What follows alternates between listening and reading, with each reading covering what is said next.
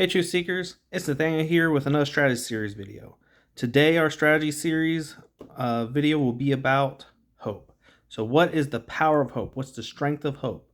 What does hope do? What are its win cons? So that way you guys can know what to center your deck around as you build. So we have 3 Truth Seekers for hope. We have Levi, Sadie, and Link. Levi has the ability that says you may place up to 2 power cards from your hand into your power pool per turn. Sadie says once per turn you may search your deck for a level 1 Animo, excluding Ultra, and place it into your small group.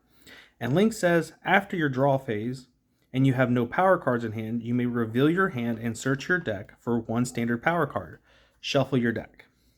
Alright, so Hope's strength is being able to search their deck, draw lots of cards, a lot of power card acceleration from their deck, a lot of searching from their deck, and a lot of drawing cards. Levi basically says if you have the extra power card in hand, you get to play it. Link says if you don't have a power card in hand, you get to search for it. Sadie says if you have the room in your small group, go grab a level 1 and place it there. Each one of them has their own strengths and unique abilities. Personally, I think Sadie is the strongest. I think Link is a close second, but that's because they have very unique abilities. Link allows you to have more deck space by just having exactly the right amount of power cards in your deck. But Sadie allows you to just go grab your Animo that grab your power cards. So that's pretty strong too. Levi, sadly, I think that his ability is really good if you run a lot of hope cards that draw you a lot of cards. So he's not out of the running. He just needs other cards to make him good, while these guys are pretty good by themselves. So moving on to our Animo that are win conditions. We have Socro Ultra, Percy Ultra, and conqueror Ultra.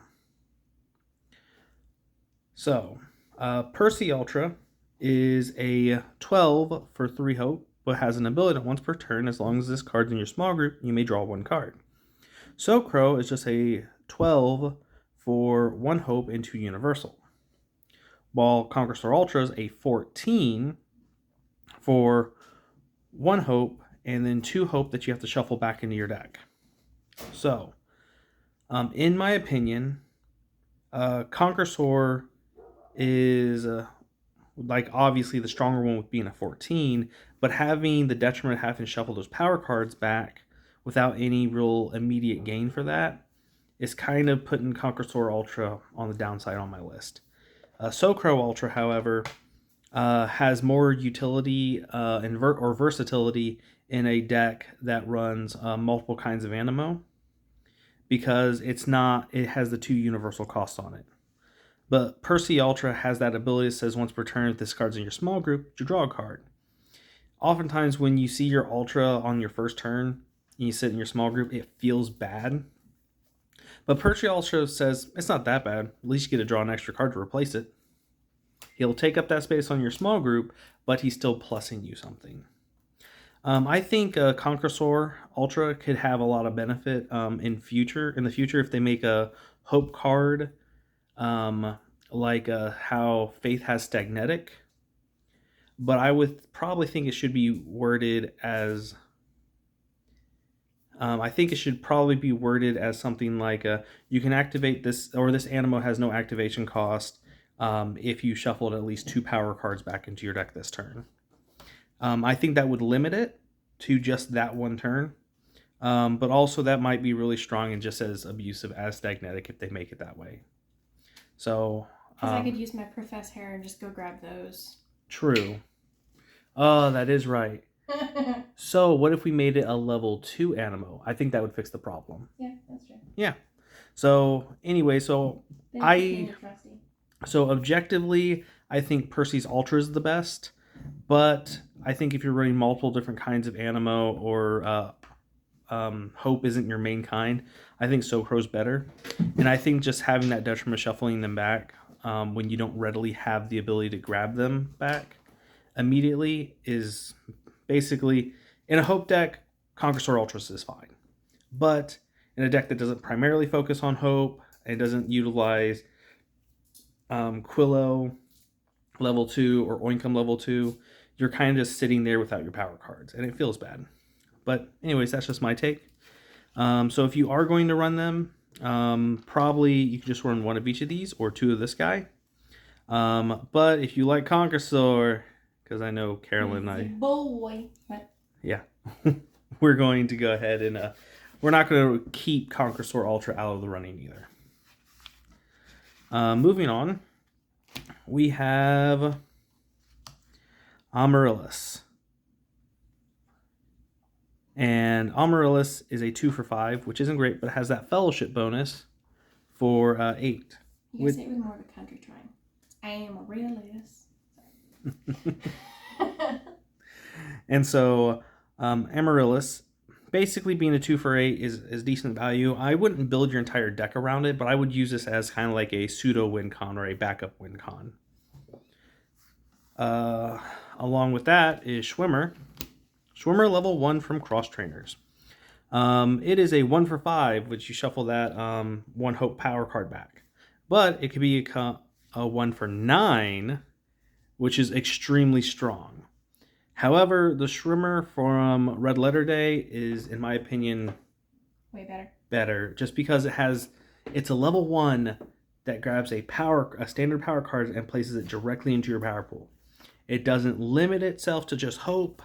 So it's more versatile, and even in my Hope deck, my Hope and Holy Spirit deck, I ran one of this guy because that 1 for 9 is still really strong on a level 1 card. A card that Carolyn and I like to use quite often is Professor. Professor is a 2 for 8, and you shuffle those power cards back for both those costs. It has an action that says, search your deck for up to 2 level 1 Animo, excluding Ultra, and place them in your small group if space provides. We love pairing Professor up with Oinkum level 2, because Oinkum level 2 grabs back those 2 power cards. But we also like to use his action to grab Aurora, who can be treated as a power card, and Schwimmer, who can grab back the power card. And both those are level 1s that are searchable and playable by Professor. So Professor, we also like in a Faith deck, we like pairing Professor up with Stagnetic, because Stagnetic is a level 1 Animo from Cross Trainers that grabs the cards that, or that is a free play card as long as you have 3 Faith power cards. So, and getting 28 points on a single turn's pretty strong. Now, Gazoom. I feel like Gazoom is kind of like the Stagnetic of Hope. It just doesn't have an ability that makes it more versatile. It is a 12 for 3, and you shuffle, and that third cost is a universal cost that has to be shuffled back into your deck. It's as strong as an Ultra. I think that cost-wise, it's on par with Conqueror Ultra. Conqueror Ultra specifies it has to be Hope, and it shuffles 2 Hope back for a total cost of 3. This one does it just for 3, and you only shuffle 1 back. But I think Gazoom is a good, decent win con. It's a level 1, and having level 1s that are as strong as this is pretty effective in your deck. I also think Gazoom's also above the Jedi Curve, which I mentioned the Jedi Curve in my last video, because most of our 3 costs for level 1s go up to an 8. This one gets 4 additional virtue points for shuffling a card back. That's way too good. So just stat-wise, it's awesome. Moving on to our level 2s, which Hope does not have any level 3s. So we have Glimmer level 2, and if we have Glimmer level 2, we're going to have Glimmer level 1. You could also use the Red Letter Day Glimmer to grow into this Glimmer, but it doesn't have as much synergy as this Glimmer does. This Glimmer is a 2 for 6, but it has that fellowship value for a 2 for 10. So that's very strong because, paying 2 points just for 10 is really strong. And this Glimmer level 1 is a 1 for 5. So you get to pair. So I would pair this up with Spark Cube. Spark Cube's a really good partner for this because it's also a level 1 and a level 2 that could have fellowship bonuses with this. And you could pay either 2 points for the level 1s and get 10 points, or you can pay 3 points for the level 2s and get 20 points. So, really great value. And moving on to the other Glimmer. Glimmer from Red Letter Day. This one focuses on the fellowship bonuses with love. So it's a 2 for 7, which is better than the 2 for 10 we just saw. Then it has an ability that says, when this card is played from your hand to grow Glimmer level 1, you may draw 2 cards. So this helps Hope draw more cards, which is what Hope really does best. This is 2 for 6, which, in my opinion, I think even as a 2 for 4, it's still pretty good. But you do shuffle one back, so this Glimmer level 1 does have that drawback. But Hope has a lot of ways of getting their power cards back. It just feels bad when you don't have that ability because of RNG. This Glimmer, I would pair this Glimmer up with basically any type of love fellowship. Treshell level 3 is a really good partner for this because that facility you're paying 4 for 25, which is really strong because that's, just you pay your other 2 for fairly and you've gotten over half the points you need for a game. So basically if you're running love and you're pairing that with Hope, you're definitely going to be running Glimmer. I mean, your other option is Squibble, but Squibble doesn't get you as many points or draw you nearly as many cards. But Squibble's cute. But Squibble is cute, and Squibble defeats a Mega, so. Squibble's cute. Yeah. All right, next up we have Quillow. So, Quillow for Hope is a 2 Hope for 8 with an action that says search your deck for any 1 story card and 1 Hope power card. Reveal them, place them into your hand. Quillow level 2, 2 for 8. I only have this as in here as a win con just because it has a virtue point value of 8. If it has a virtue point value of 8 or more, I consider it a win con. I wouldn't really base my entire deck around this Quillow because it's not doing a whole lot. It has an action to set you up for your next turn, which is fair. I think it's I think it's a decent card. I just wouldn't base my entire deck around it. And it goes with the Quillow line. So, and you're most likely, if you're running 2 kinds of Animo, you're going to be running Quillow. If you're running Love, you're going to be running Quillow level 2, and you might not even consider running this because getting your power cards back in a Hope deck is much better. But it is a 2 for 8, and it hangs out. Dude, are all the Quillows? All the Quillows are hanging out with other Animo, aren't they? Yeah. Okay. Next up we got is Oinkum. Oinkum level 2. So, Oinkum level 2 is a win con and a utility card. And by that I mean, like, if I run Hope, I really want to run Oinkum and Swimmer and anything that gets me on my power cards back. Not only do they search my power cards for the turn, but because I'm shuffling my power cards back, they get them back. It's a 2 for 8. I like pairing this up with Professor. I like pairing this up with basically Conqueror Ultra if I do that. Anything that shuffles my power cards back. Oinkum level 2 is coming out to help me get my power cards back. So, and you got Oinkum level 2 here. It's a 2 for 7, which is still high value, but you're shuffling a power card back. So, keep that in mind. Next up is Carolyn's boy, Socro. Socro level 2. He's my boy. Yep. That's what you get for growing up in Arkansas. So, Socro, all about the harvest, is a 2 for 9, and you shuffle one of those power cards back. The strength of Hope is really shuffling your power cards back in hope that you will draw them again. And you're going to search them out, you're going to draw them again, but you're going to get high virtue point values out of it. And Socro is one of the ways that you do that. Socro level 1 is a 2 for 6, and you shuffle both those power cards back, but you're using it for its ability. when this card is played from your hand into your small group, you may draw a card. And then Socro level 2 says, when this card is played from your hand to grow Socro level 1, you may shuffle your hand back into your deck and draw 5 cards. This card came in the starter deck.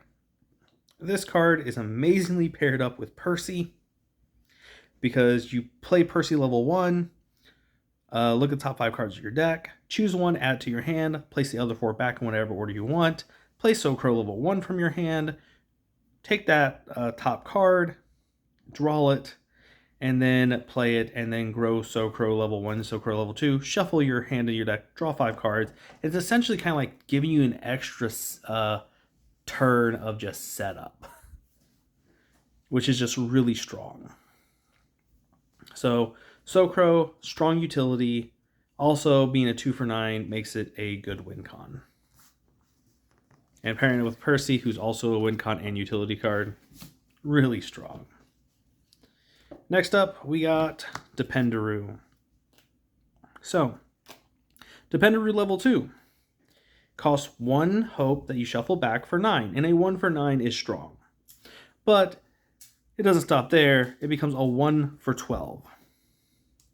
And as a 1 for 12, that fellowship bonus with Holy Spirit makes it one of the stronger win cons, because you're only shuffling 1 power card back. And if you have gold, you're not even shuffling that back. And just paying 1 power card for 12 is amazing. I kind of want to try something where I use Universal for Alpha Lux, Dependaroo, and Holy Spirit cards. So that way I can activate Alpha Lux Ultra, activate 3 Dependaroos, and still have 1 Holy Spirit power to activate, like Quillow, or not Quillow, but Lily, or maybe put a Myrrh on Hybrid. And let's see, how many points would that be? You're asking me to math? That would be 3 14s, a 12, and a 10. Yeah. That's a lot. Just pausing to do some math. You threw me off, you talked. You're welcome.